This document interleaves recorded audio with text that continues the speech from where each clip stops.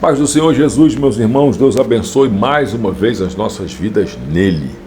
Estamos aí no segundo vídeo e vamos mais uma vez tratar sobre Atos dos Apóstolos, no capítulo 1, agora do versículo 6 até o versículo 11, que diz assim: Então os que estavam reunidos lhe perguntaram: Senhor, será esse o tempo em que restaures o reino a Israel?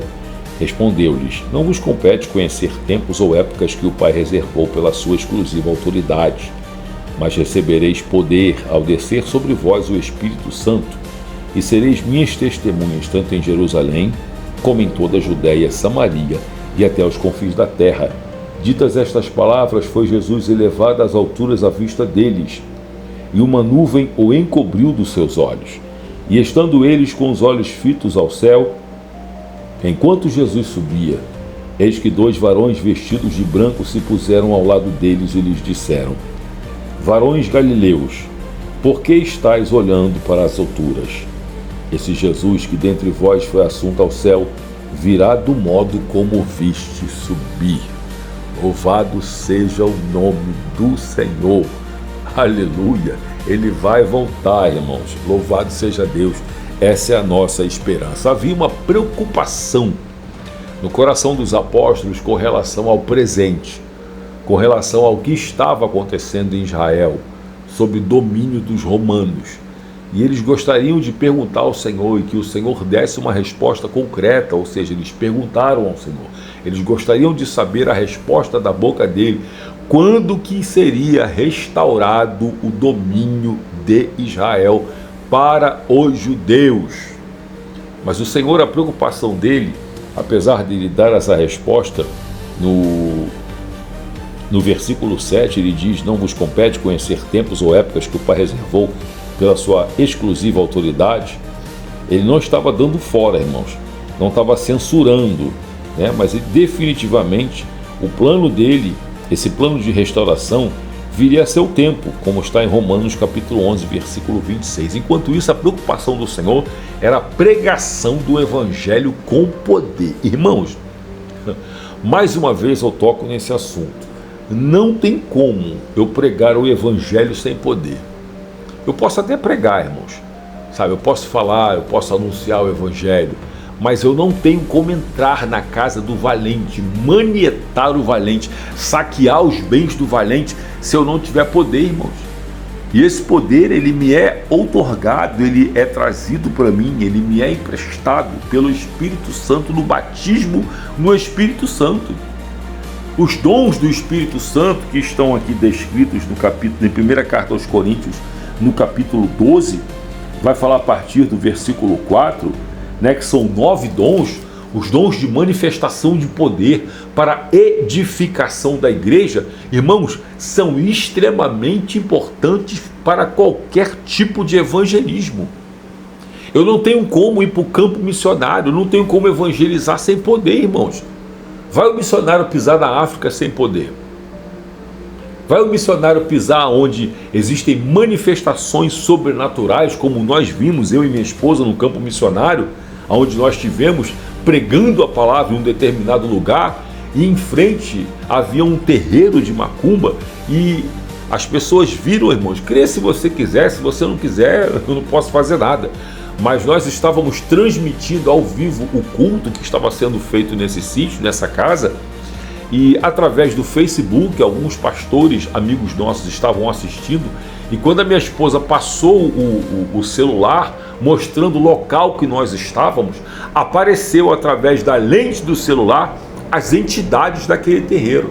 Foi algo muito forte. Então, ou seja, como que nós vamos pregar o Evangelho com poder, entrar na casa do valente, saquear os bens do valente, se eu não tenho armas, irmãos, espirituais, se eu não sou batizado no Espírito Santo, se eu não tenho os dons, irmãos?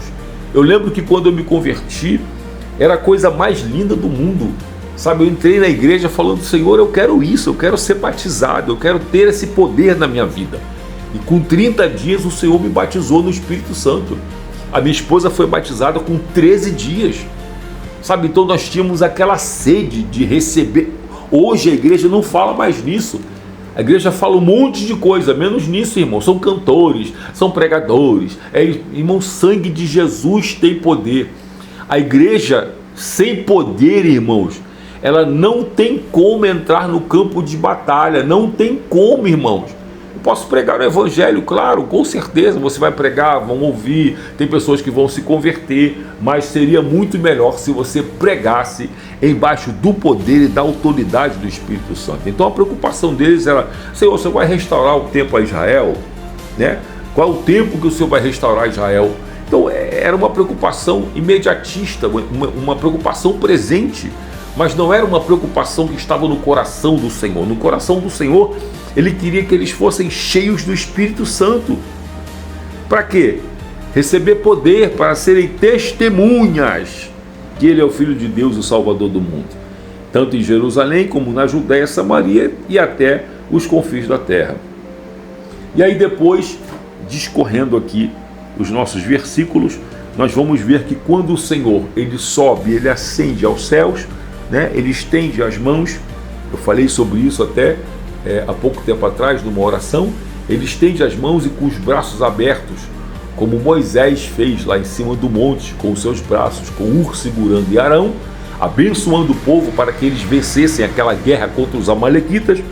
O Senhor estende os braços e abençoa a igreja, abençoa aqueles que estavam lá no Monte das Oliveiras, vendo ele subir. E o mais fantástico de tudo é que depois que a nuvem cobre ele, que a nuvem faz ele desaparecer, eu tento imaginar os apóstolos olhando para cima, irmãos, vendo a despedida do Senhor ele indo embora. Eu tento imaginar isso, mas não entra na minha cabeça. É algo que eu acho assim muito forte. Mas o mais forte disso tudo é que a Bíblia vai me revelar aqui em Zacarias, no capítulo 14, versículo 4, e aí que eu acho algo muito tremendo, é que ele vai voltar, porque os varões que estavam lá se apresentaram 2 anjos e falaram para eles: ei, o que vocês estão olhando para cima? Entendeu? Esse mesmo Jesus que vocês estão vendo subir, que desapareceu aos vossos olhos, ele vai descer e vai voltar aqui no mesmo lugar. Então Zacarias capítulo 14, versículo 4 vai falar exatamente sobre isso, que o Senhor ele vai voltar, o Senhor ele vai retornar, e quando o Senhor voltar e quando o Senhor retornar, diz Zacarias que o monte vai se fender em 2, tamanho o poder do nosso Senhor quando ele tocar nessa terra. Entenda isso.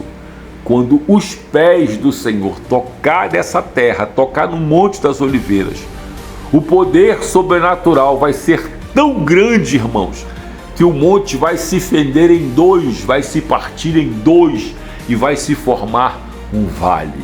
Oh Jesus, aleluia, muito poder, irmãos, meu Deus.